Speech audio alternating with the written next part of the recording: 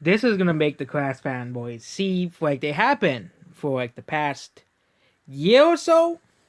Okay, because they got angry at like every DLC character because it wasn't Crash, and these people were hoping for a bonus character, a bonus fighter, and so happened, of course, be Crash Bandicoot. Of course, if it isn't Crash Bandicoot, they'll get really angry. But Crash is not the last character in Smash Bros. And there aren't really many leaks or insiders saying that he is the last fighter, because it seems that the entire Smash community has kind of just given up on Crash at this point. I can go over even Rayman, which is another heavily requested character, mostly because of nostalgia from 90s kids who can't let go of the 90s and hoping, especially Rayman. They have not made a new Rayman game since like 2014. But again, Banjo got in and he had no games since like 2005. Not 2008, I think. It was his last game, but Nuts and Bolts. That was the last Banjo game that they released. And Banjo got in because Microsoft director wanted him in, not because, Rock Content wanted him in. Okay, because the director of Microsoft wanted put him in the game, so, you know, which made a lot of sense, considering that, Nintendo and Rare used to be best buddies in the past. But now we'll talk about why Crash is not the last fighter. Number one, the recent Activision scandals. There were people who were saying that Tracer was, not included in the game because, of course, the Blizzard, whole controversy with the guy, Hong Kong stuff. It's some political stuff basically, but Crash Bandicoot can apply for the same thing essentially. Okay, Crash is a heavily requested character, of course, and they're associated with a company that is, not a very good company, not a very well loved or well beloved company. It's a very hated company, thus not as much as hated as EA, but they're getting there basically. We'll talk about Activision Blizzard. They are one of the most hated companies in gaming. I think every company now is hated in gaming. At least every big AAA company, especially EA and Activision, they're considered the worst. Number two is Activision mostly cares about Call of Duty, which is something that I think that we all know about. The yearly release schedule of Call of Duty games. They have been trying to branch out with other games, but it hasn't been too successful. Activision's main cash cow is not Crash Bandicoot. It is Call of Duty. Okay, it's different from Capcom. Well, Capcom used to mean something to, of course, Mega Man used to mean something to Capcom, but Activision only really cares about money. We all know this. Anyone with half of a brain knows Activision is all about money. That's why they put all these invasive microtransactions.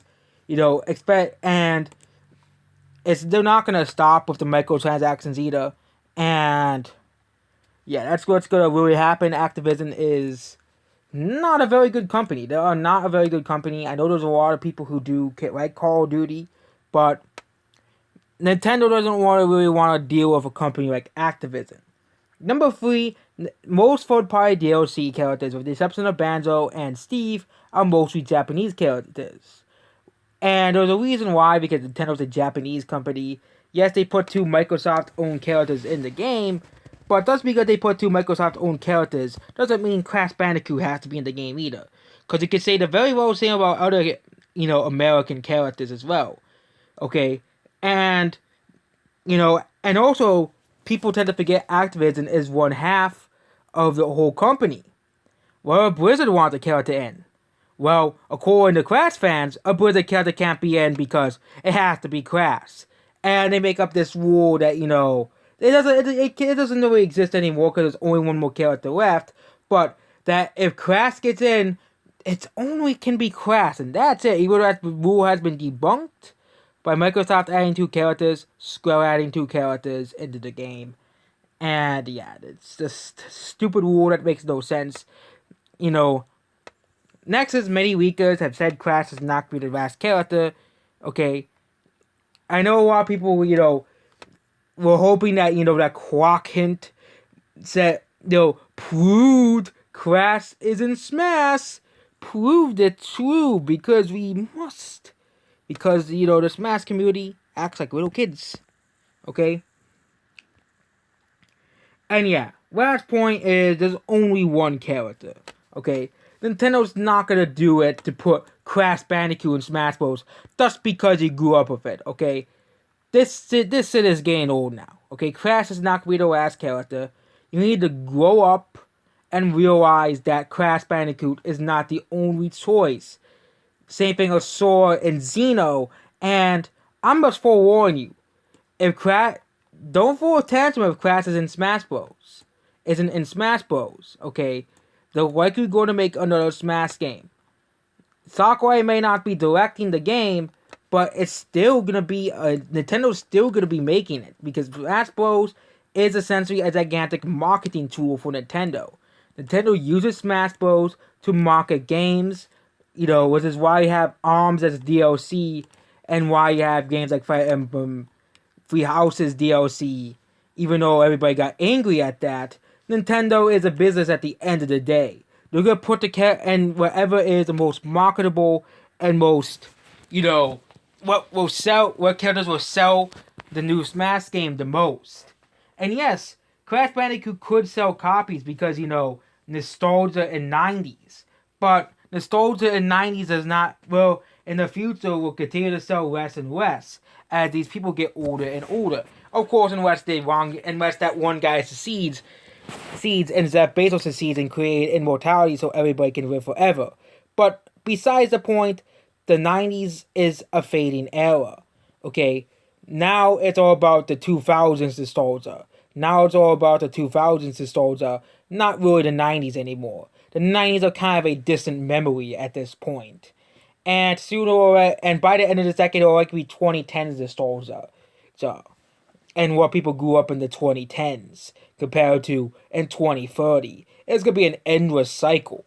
But Crash Bandicoot is a symbol of the 90s. And that's probably the reason why characters like Mega Man got in Smash 4, because the 90s was still very prevalent and still pretty popular. Characters in games and movies from the 90s were still pretty prevalent on the internet. Now it's not very anymore. It's now about the 2000s. And Nintendo's gonna probably put a character that, is recognizable for younger audiences and older audiences to leave it off. Not a character like Crash Bandicoot, who already has complications because the company already owns Crash Bandicoot, is not a very nice company. Activision Blizzard, and people tend to forget that Activision Blizzard is not your friend. They are not your friend. And they don't care if you want Crash and Smash Bros. They'll probably put a Call of Duty rep before Crash Bandicoot in the game. So, yeah, that's likely going to happen. I know Crash fans will get angry at that. But, Activision is a company and a business at the end. They're going to want to make the most amount of money possible. And the easy way to make money is to put a character that from a game series that is definitely much more popular than Crash Bandicoot. Let's look at the sales of Call of Duty Cold War versus Crash 4. Cold War sold far more copies than Crash 4. I know people get angry when I talk about game sales. And they'll say, but Sakurai said game sales don't matter. Blah, blah, blah. Popularity doesn't matter. But what if Sakurai is not making the next Smash game? Okay? Yes, he put Terry into the game. He said, but characters don't have to be recognizable to be put but doesn't mean Crash Bandicoot has to be in the game. Okay? And if you talk about a company like SNK, which is definitely, a much more lenient development team than Activision, okay? Because people tend to forget we're talking about Activision here.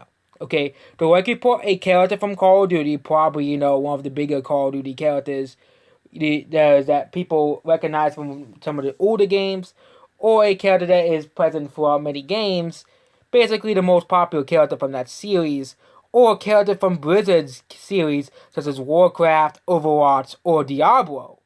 I think all of those are much more likely than Activision saying, okay, fine, 90s kids, we'll allow you to have Crash in this one Smash game, and that's it. Okay? And I don't know why 90s kids just can't digest the fact that, Activision is not going to allow Crash to be in Smash Bros. And Rayman is different because Rayman, again, just like Mega Man, Rayman used to mean something to Ubisoft back in the day, back in the 90s, because Crash used to be owned by Sony. And then Activision bought Crash and Spyro, and then basically until very recently, because they want to make games that basically appeal towards younger audiences, they started making Crash games and, Spyro games again. So yeah, they try to appeal towards younger audiences essentially. Okay, so yeah, Crash is not gonna be in the net. It's not gonna be the final fighter. Okay, there are games that are definitely and no relevancy does not matter. They added characters like Banjo Kazooie and Terry Bogard into Smash Ultimate. And yeah, Crash is definitely relevant considering that there is this rumored Crash fighting game called Crash Rumble League. There was a mobile game that was recently released this year, and Crash 4 It's About Time released last year. So, Crash is definitely not an irrelevant character. It's just Activision. Again, I said again, Activision doesn't care. Okay? Activision doesn't want Crash and Smash Bros. I think we all know that. It's the same thing I always bring up, like Sora won't be in Smash Bros. Because Disney's not gonna allow it. Disney is Activision is not that much more. It's not much easier than Disney. Okay, Activision is Activision. They basically only care about money. Basically, whatever sells the most. Same thing with EA. Whatever sells the most will get released. Okay, and it really goes on. That's really all companies. Whatever sells, if something loses money for them, they're not gonna try again no matter how well received the product is. No matter how much of a cult classic it becomes. I'm talking about you Earthbound fans. And yes, it might get a sequel like 30 years down the road, like Blade Runner and Space Jam, but usually they don't give sequels to very old, cult classic games or movies. Under very few exceptions. So yeah, that's basically it about this video. Goodbye.